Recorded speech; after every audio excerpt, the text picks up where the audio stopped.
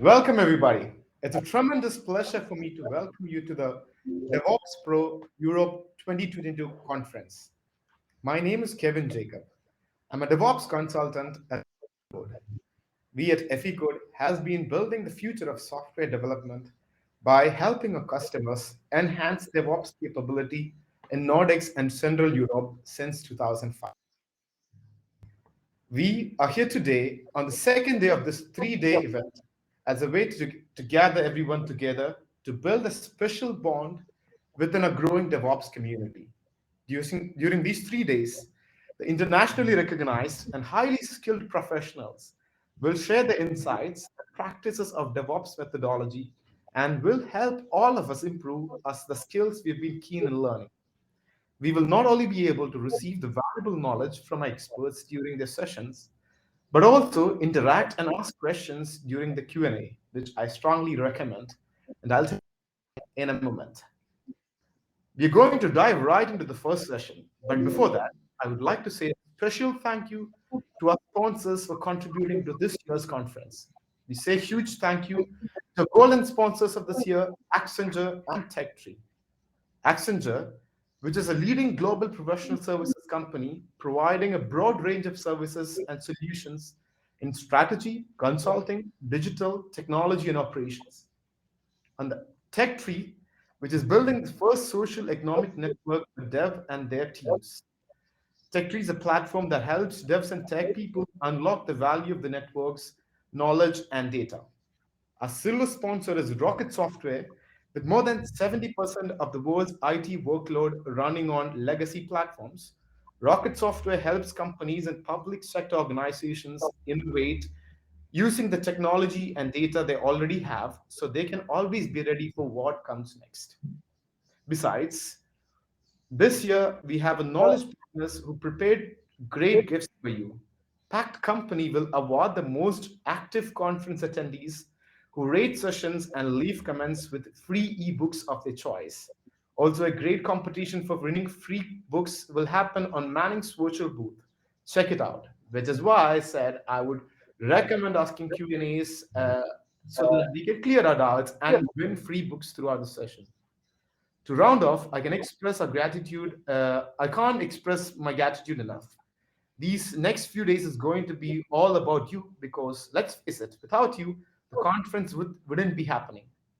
So, to kick off the second day of DevOps Pro Europe 2022 Conference Day, I would like to invite Pavlo Serdiuk to talk about Mission Possible, how to predict unpredictable. Over to you, Pavlo. Okay, thank you very much. I hope you do see my screen. My name is Pavlo, and I will be presenting this small hour achievement, I would say, which we already have delivered, and it is running in some company. Let's start. Some facts. I will be talking and naming the client as a client. It's a country-level public service television broadcaster. And for you to understand, it's a TV broadcaster plus video on demand as a biggest but not the only part they have. Because it's country-level broadcaster, it has some obligation from the laws, from the country laws. It remits to demonstrate innovation, experiment, and creativity in the form and content of programs, appeal to the tastes and interests of culturally diverse society, make significant contribution to meeting the need for the licensed public service channels to include programs of an education nature and other programs of educative value, exhibit and distinctive character. What does it mean? They have all kind of different set of programs, from news, shows, hot topic discussion, education, etc. Huge variety of different kind of things they translate. Plus video on demand. Everything what they have translated, somewhat archived somewhere.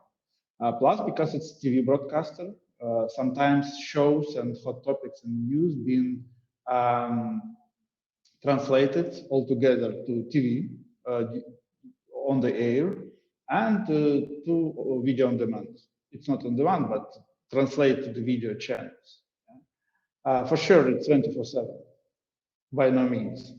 Also, if you think about variety of different platforms could be viewed on, so it could be a web browser, any types of operating systems, any types of iOS, Android phone system, PlayStations of different versions, Xbox, and all other different devices.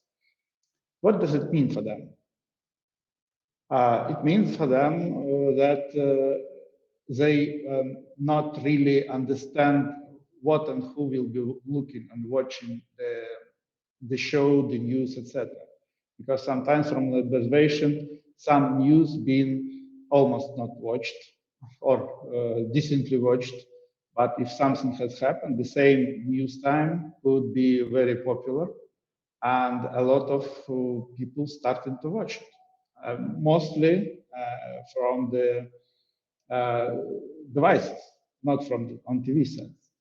And it means that sometimes they could predict utilization of their platform, which translate the content, but like at night. Yeah? Usually at night people are sleeping, but not all of them. But sometimes they couldn't. They tried though, yeah, and the outcome which they have, I will be trying to present. Essentially, you need to understand also, because it's dozens of millions of people. Yeah, it's huge company, huge country, huge company. So the broadcaster should follow some rules and restrictions and provide the qualitative service to all of the users because of local legislation. And well, when they tried to predict what the payload should be, because essentially the payload usually could not be really much predicted. Even Stephen Hawking said that while physics and mathematicians might tell you how the universe began, they are not much use in predicting human behavior because there are far too many equations to solve. I'm no better than anyone else at understanding what makes people tick, particularly women. It means that from one perspective, they need to provide qualitative service at any time, at any payload. From another perspective, they need to count the money because a lot of things may affect. And even Plato said that human behavior flows from three main sources, which are the desire, emotion, and knowledge. And these kind of things could not be very predicted. From one perspective, if some hot topic arrives, people may consider how to increase the capacity, the computing capacity to provide good service for them. But again, because of things being said, it's very hardly predictable. And in reality, it's, I would say, almost impossible. And what we have decided, as Peter Drucker said, the best ways to predict the future is to create.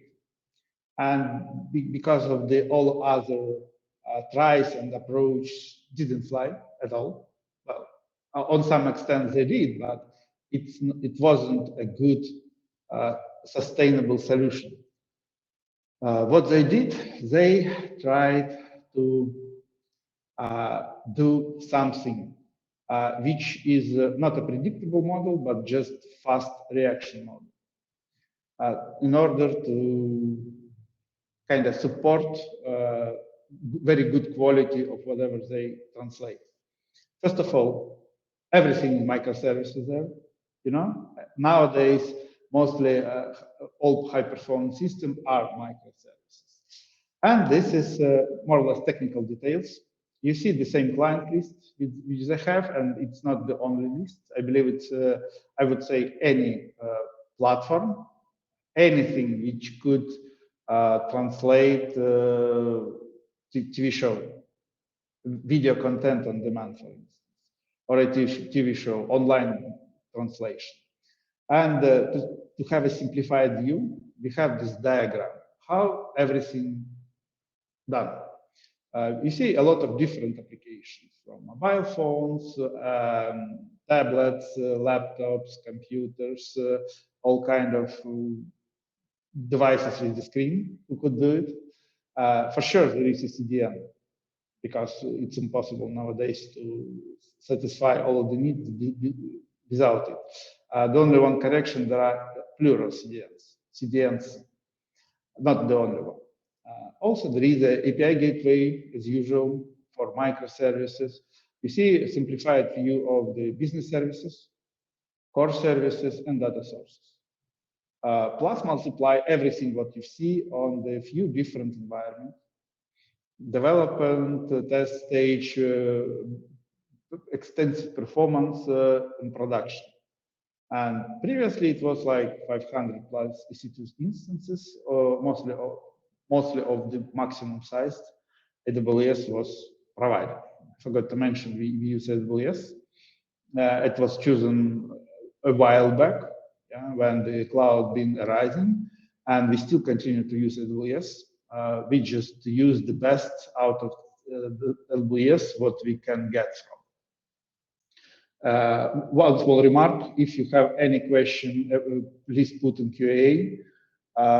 Also, you should understand that there is a translation gap between what I see and what you hear. A little bit about key architecture concepts. First of all, core services. This is the pure REST API interfaces to hide just data sources. Then one data source, one core service. Best practice. No minimal business logic, obviously. And they don't speak each other, and it means less coupling. From another perspective, business services, they implement almost all business rules in. They use core services or other business services for the data, so they more tightly coupled. One business service per domain, like wise decision which we made to simplify stuff. And backend to front-end pattern. Client application only can see response, all logic is in service code. So it's more complex structure in business. Previous image you've seen, it's very, very simplified and very, very cut view, just to understand what is the platform looks like. Standard things, API gateways, usual stuff for that. Authentication, authorization, security, load balance. CDNs have different kinds for different purposes. And the use case which we have, the main problem statement which we had. We need to scale in very fast, because when the show comes or arrives at the time, the interest could increase the traffic flow thousands of times sometimes. Usually it's tens or hundreds times, depends on the service, but sometimes it could be thousands times, even more times. And it means that platform as such should be able to react on the traffic change, payload change, not only the traffic, with no manual intervention required. That's why we talk that we try to predict something, we try to build the rules, build some function which scale in and scale out infra, but in reality, it works bad, in bad way. This way, much better. From another perspective, we shouldn't pay for our provision infrastructure. And that's why we put a lot of effort, a lot of testing, etc., to understand what is the scale in, what is scale out policies, how fast it could be done, what AWS could offer to us as a service, as a cloud service. And this is the little bit explained in more details. Yeah, the picture underneath shows the usual traffic. It's in hours, it's simplified view. And you see the usual the utilization that usually, like for instance, we took service B and core service C. For business service B, we have 4 requests per second, usually average. When the usual peak, it's 40 requests per service, which is per request per second, sorry, which is kind of normal usage peak. And again, it may change, yeah, because of the day of the time of the day or at night, yeah. Some other circumstances, people started to, I don't know, learn, started to do something, some show, hot show comes in, etc., etc. And again, don't forget, this is always video on demand, meaning that people may look for the content at the time they want it. They make them, they consider the convenient for them. Usually it's evening time for some. For some, it could be a daytime. For some, also, it could be a nighttime. So for core service C, the usual 100 requests per second and usual peak is 500. So it's not a huge change. But again, the infrastructure, the size of the structure should support the usual peaks. And from another perspective, in the average of the silent time, they should be as less as possible, just to save the money. It's always about the money. And you see in the graph, we try to show the dependencies. For instance, what this core service C means in terms of different services in different layers. So you see, it's not so like one-to-one. Sometimes the business logic utilize each other, like cross-utilize each other. It means they query core services. It means core services query the data. And it should be considered. But it's about the usual day.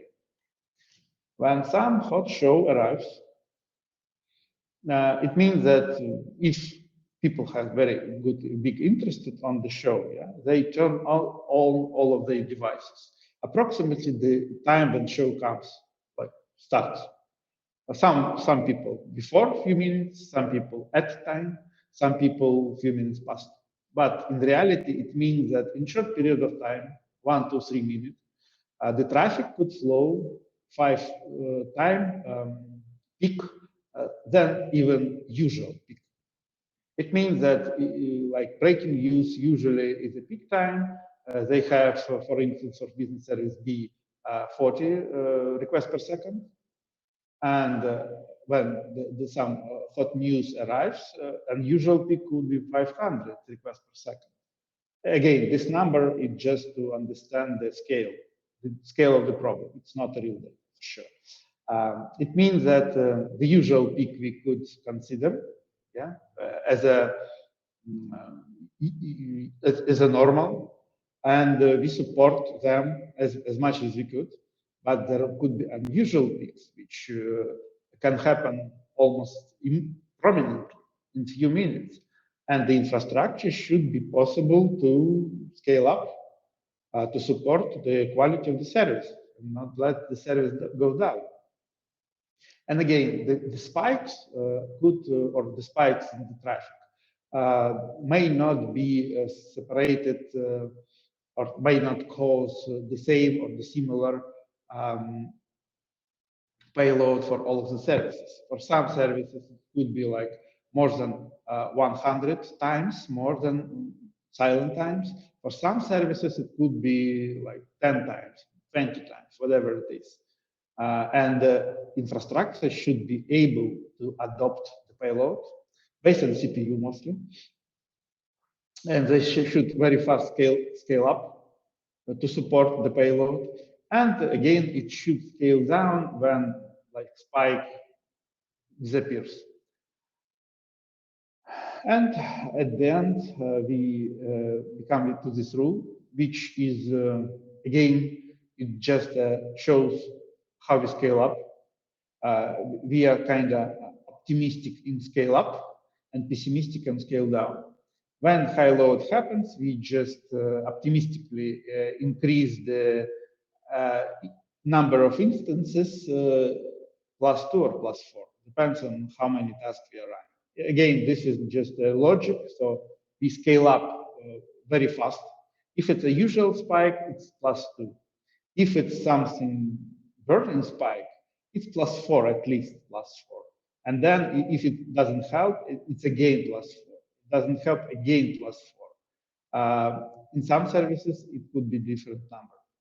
So you see, each and every service, after some testing, after some investigation and business as usual like observation, we understand a little, still a little, how to scale up, how to scale down. Because some services require to be scaled up very fast and very high.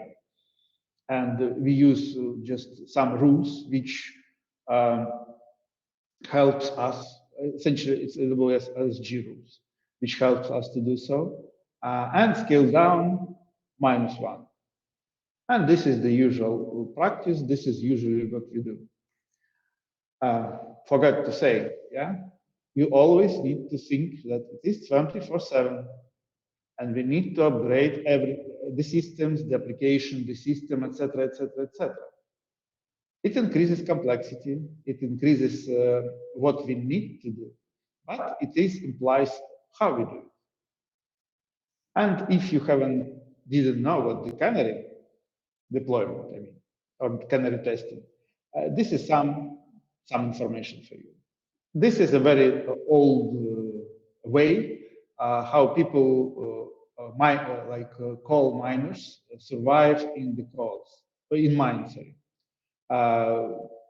Old time when there was no good equipment to detect the quality of the air, they used the canary bird with themselves in the cage as an indicator.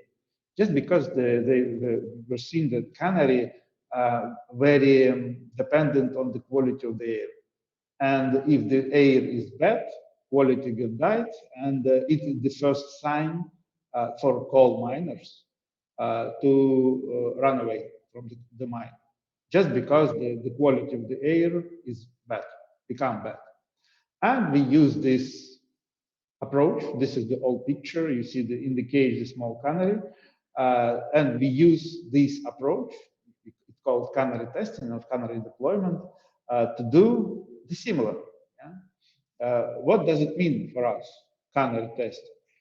We introduce something new, some new version, some new rollout, etc., or upgraded application or whatever, any change we do through canary testing or canary deployment. We introduce some part of the clients comes to the canary to the new version of the deployment or new version of the application. We observe it. After all of the testing on the low environment, we introduce the new version of the application for the public audience. Yeah? And everyone can hit this canary deployment. And we have monitoring, observation, how new application acts. Is it good, better, or worse? And then at some point, the decision was made to fully replace the application or core service or any other services with the new version of it.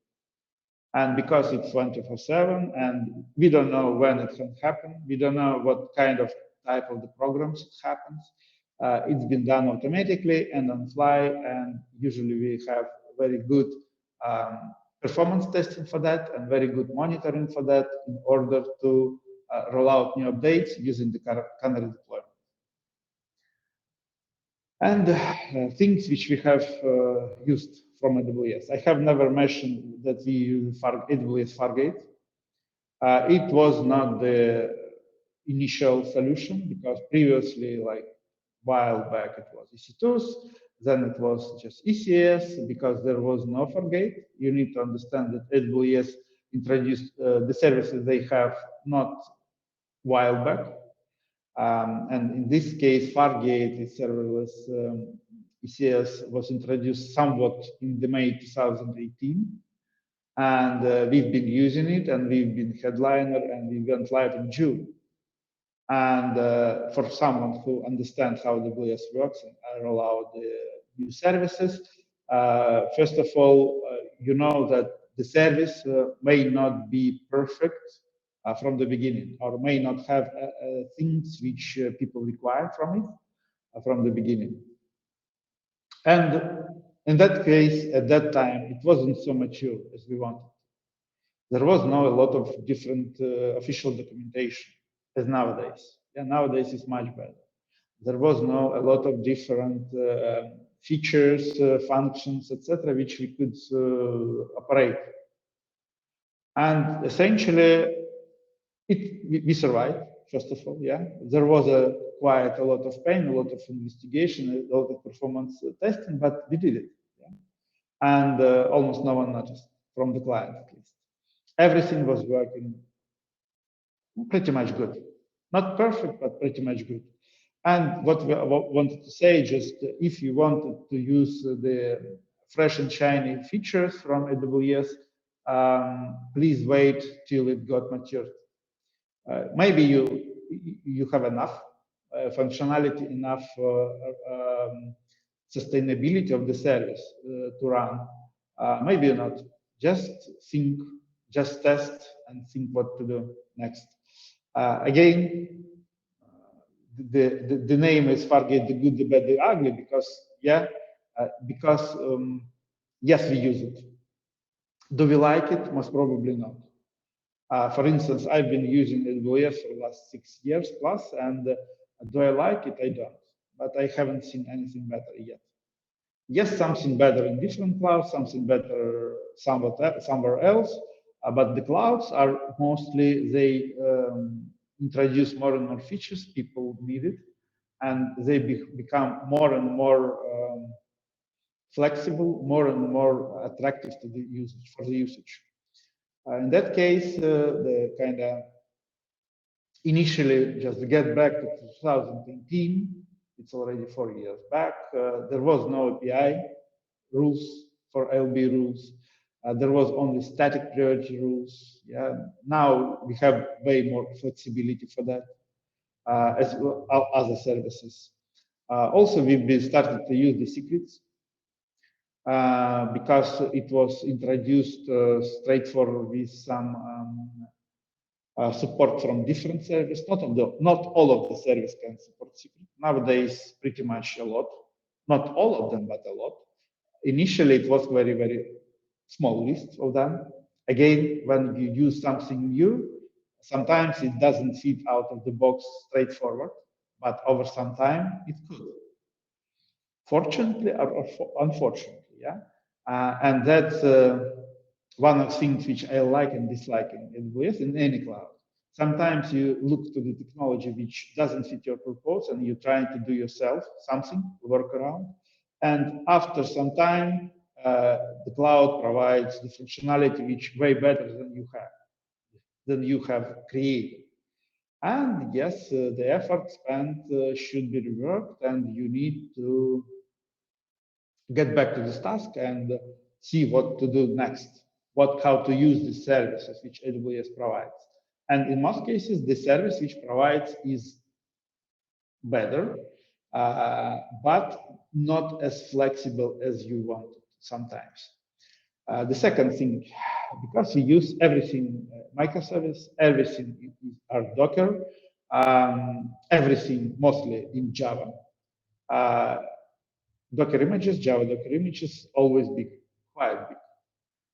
We use Slim, very small cut Docker images, but still they big. It means if you scale up, new Fargate node get provisioned, they started some tasks to run, but downloading images from ECR, AWS Container Registry, could be quite slow, just because they're big and there are a lot of them. Again, there is no caching for Fargate. New node, it's fresh without the cache, without pre-baked images. Previously, we had ECR with our own EC2 nodes, which had this in place, which was kind of easy to operate in terms and faster to operate in terms of the Docker images. But again, we try to make everything as small as possible, and it didn't become an issue nowadays. Yeah, it did in some, and but not always. And next thing which frustrates sometimes us quite a lot, sometimes Fargate is slow, meaning that we have a task which scale up, and it takes unusually a lot of time, unusually, uh, as we wanted to. Sometimes it's in seconds, sometimes it's in minutes. When something but like some high speed peak happens, um, we may not predict how fast AWS is.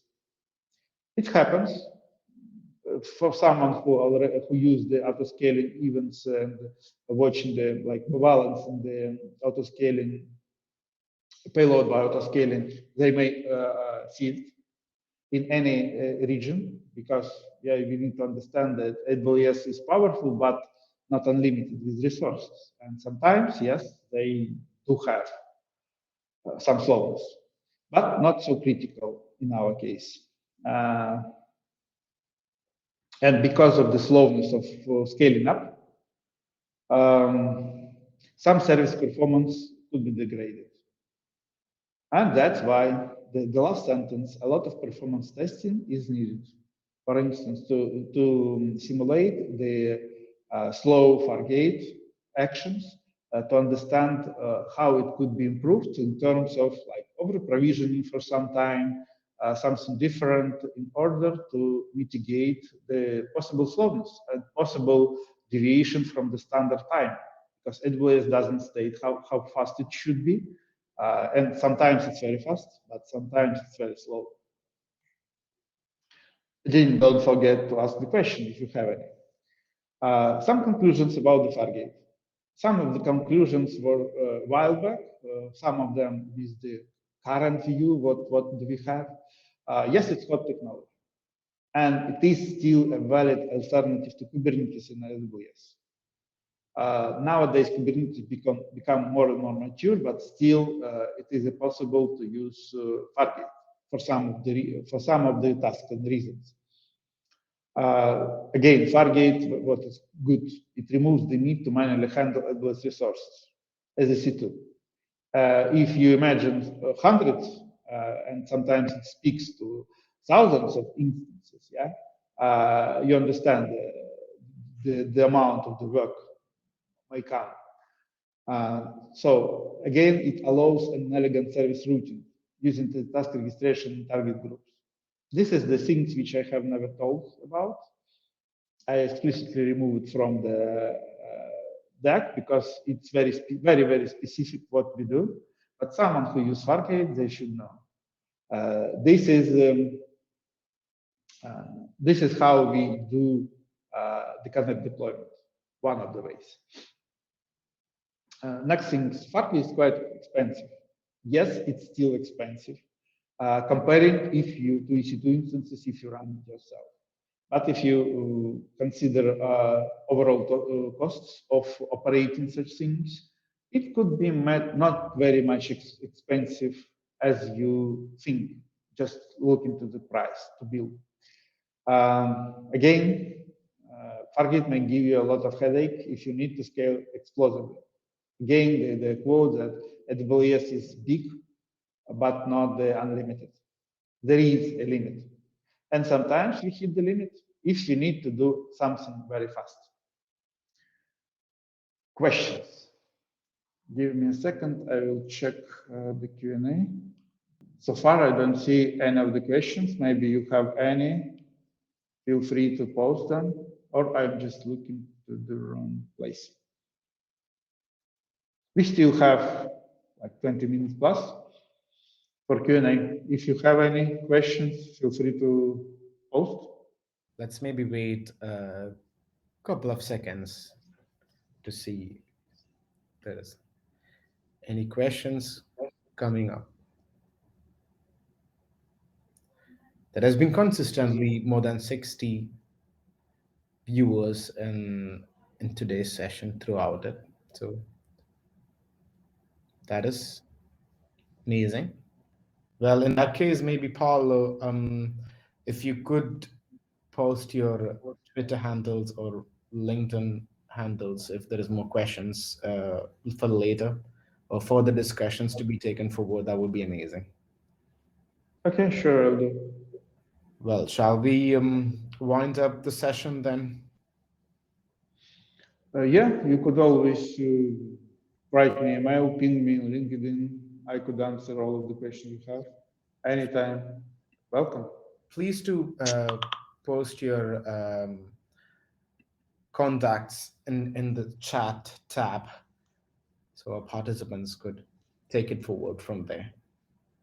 Okay. Well, in that case, we will take a break right now and we will come back in another 20 minutes from now, 25 minutes from now. That is 5 past 11 Helsinki time.